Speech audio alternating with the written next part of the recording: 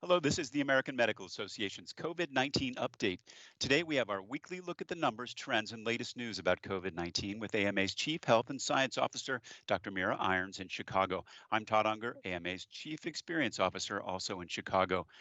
Dr. Irons, let's talk about vaccines. There have been so many questions over the past week. Are there enough vaccines? Are there not enough vaccines? How do we speed up the rollout? What's your perspective? So still unknown, still more questions than answers. But from what we know so far is that the government says that 31.2 million doses have been delivered to states, but it seems as though only 10.6 million people have received one dose of vaccine and about 1.6 million people have been fully vaccinated. Now, those two numbers may be underestimates because people have anywhere up to 72 hours, I believe, to put the information in the data systems. But the reality is it's far short of the goal that federal officials set to have at least 20 million people get their first shots before the end of 2020. The other issue that came up last week is where are the second doses?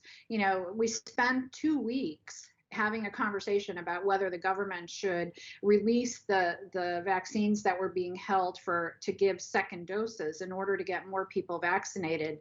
And last week we found that they had already been released, which actually led to concerns at the states confronting the reality that their allocations will not immediately increase. Now, Dr. Fauci was on several news networks over the weekend and said there was no cause for concern, that people who already received their vaccine will get their second dose, and that every new allocation will first go to those who are awaiting a second dose, and then whatever's left will serve as first shots for those who are next in line. But, the biggest issue is that these questions and concerns keep cropping up. I guess one thing is, it does seem to be going slowly, and mistakes like, not knowing where that allocation is, it doesn't, actually, it doesn't instill confidence. What do you see as the kind of future of this? Well, the hope is, the Biden administration has come out with, their plan, and their plan is to get shots in arms. And the fact that they have a plan, is a good first step, but, it's a big concern. The only way we're going to get through this pandemic is to vaccinate, is to use those vaccine doses and vaccinate people, and that should be the priority. Now, just another update. There are other vaccines in the pipeline.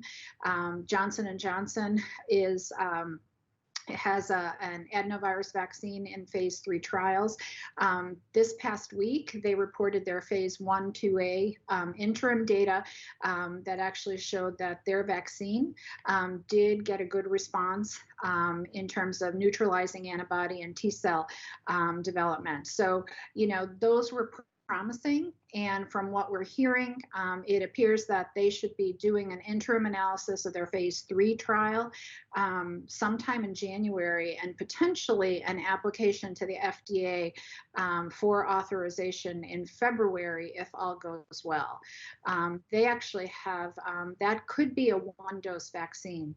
And so that's what is being tested in the trial. So some new information to look forward to this month and next. That is good news. And as you said before, shots in arms are what we need right now, because the numbers, are not looking good. I remember talking with you a few months ago about our crossing the 200,000 mark in terms of COVID-19 deaths. Now we're about to hit a new milestone of 400,000. So let's talk about, the speed and the change of pace in which we're seeing cases and deaths. Oh, absolutely. We keep hitting these horrific milestones in a shorter and shorter period of time. So, today's numbers, 24,079,207 people have been diagnosed. And the number on the Hopkins website this morning was 399,003 deaths. But some of the other sites with more recent updates have confirmed that we have likely hit that 400,000 death figure. It took 12 weeks for the death toll to rise from 200,000 to 300,000, but now the death toll has gone from 300 to almost 400,000 in less than 5 weeks. I worry that we're just getting immune to these figures. It's numbers that we would never have thought we would see. Over the past week, there's been an average of just short of 219,000 cases per day, an increase of 3% from the average 2 weeks earlier. And to put it in perspective, it's now been 1 year since the first known coronavirus case in the US was announced north of Seattle on January 21st. And we have added more than 3 million new reported infections since the start of January. More than 38,000 Americans have died of COVID-19 in the first 2 weeks of the new year, and about 3,300 people are now dying from the coronavirus every day. A recent estimate forecast published by the CDC was that another 92,000 could die from the virus over roughly the next 3 weeks. The numbers are scary. And reflect what public health experts have repeatedly warned. While the end's in sight, with the help of ongoing COVID-19 vaccines, the nation still faces challenging times ahead. Wow. It's hard to believe that what you brought up in terms of another milestone, it is, really the 1 year anniversary of our first case here in the US. When this was still kind of feeling distant. I remember when the AMA began publishing, its first articles on COVID-19, looking at it in terms of prevention and treatment diagnosis. It's hard to believe a year has sped by with these kind of results. We're now looking at a new response plan with the Biden administration. Can you give us the highlights and your first impression of what's been proposed? Sure. So President-elect Joe Biden's American Rescue Plan was announced last week. It's a $1.9 trillion emergency legislative package. That includes allocating more than $400 billion toward addressing the COVID-19 pandemic, including $160 billion to carry out a national vaccination program, expand testing, and mobilize a public health jobs program, amongst other things. More specifically, the breakdown includes investing $20 billion in a national vaccination program, including launching community vaccine centers around the country and mobile units in hard to reach areas. He'd also increase federal support to vaccinate Medicaid enrollees. But in addition to that, the proposal will also invest $50 billion in testing, providing funds to purchase rapid tests, expand lab capacity, and help schools implement regular testing. And the other part of that plan is to fund the hiring of 100,000 public health workers, nearly tripling the community health workforce. In terms of first impressions about the plan, my first impression is that there's a plan.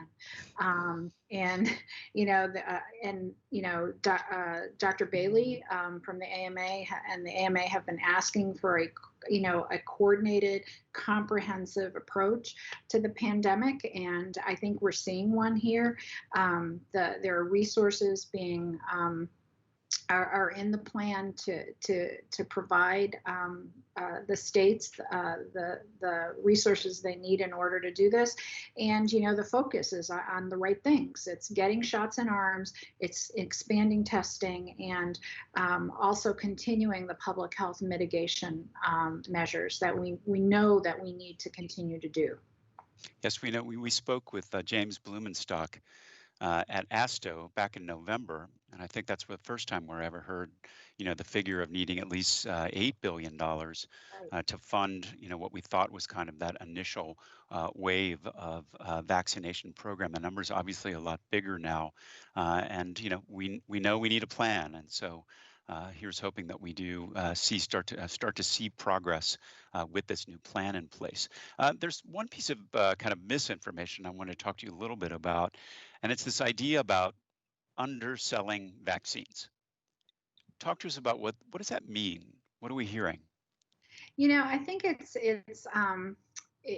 what we sort of we get into and we talk about, risks and benefits and pros and cons, and the need to sort of provide context to the conversation. Dr. Hotez last week said, and I'll quote this: right now, public discussion of the vaccines is full of warnings about their limitations. They're not 100% effective. Even vaccinated people may be able to spread the virus. People shouldn't change their behavior once they get their shots. But what we need to stress is it's going to save your life, and it's going to save other people's lives. We did the same thing with masks early on. We said that doctors and healthcare professionals should wear masks, but the general public shouldn't wear masks, and it confused a lot of people. And what's really important to note is that the Moderna and Pfizer vaccines are essentially 100% effective against serious disease. We need to stress that there is light at the other end of the tunnel. Yes, we don't know about transmission, and we don't until we get enough people vaccinated. We have to continue the public health measures, but the best way to persuade people to behave safely usually involves telling them the truth. And I think that we're on the road. We're starting to hear that message, and we're on the road to that. Well, again, thanks to Dr. Peter Hotez, a friend of the COVID-19 update and a healthcare hero, for the message. It's with any kind of communication. It's keeping it simple for everyone, because there is just so much out there in terms of miscommunication. In closing then, and on that topic, are there any key messages that the AMA wants people to hear this week? Yeah, two messages. On the 14th, the AMA strongly endorsed the decision by HHS to remove barriers to prescribing medication for opioid use disorder. The AMA had urged HHS to change the regulations last year in order to remove a major barrier, and we endorsed the decision last week. On the 12th, AMA President Dr. Susan Bailey underscored the need for a coordinated, comprehensive federal response to the COVID-19 pandemic in a national address delivered via live stream through the National Press Club. And she also focused on the need for a science-based approach to decision-making, highlighting the scientifically rigorous process that produced the COVID-19 vaccines, and urged Americans to get their vaccines when it's their turn. I think that, for many of us in the science community, hearing Vice President Biden's selections for his science team and elevating science to a cabinet level position is something that in my wildest dreams I never thought would happen. But it does show that his team has heard about the importance of science, and I think that we're on a good path forward. That's good. Well, good advice from Dr. Bailey. I can't wait for my 86-year-old mother to get her vaccine next week. And same for me when it is my turn. That's it for today's COVID-19 update. Thanks, Dr. Irons, for being here. We'll be back with another segment tomorrow. In the meantime, for resources on COVID-19, visit ama-assn.org/COVID-19. Thanks for joining us. Please take care.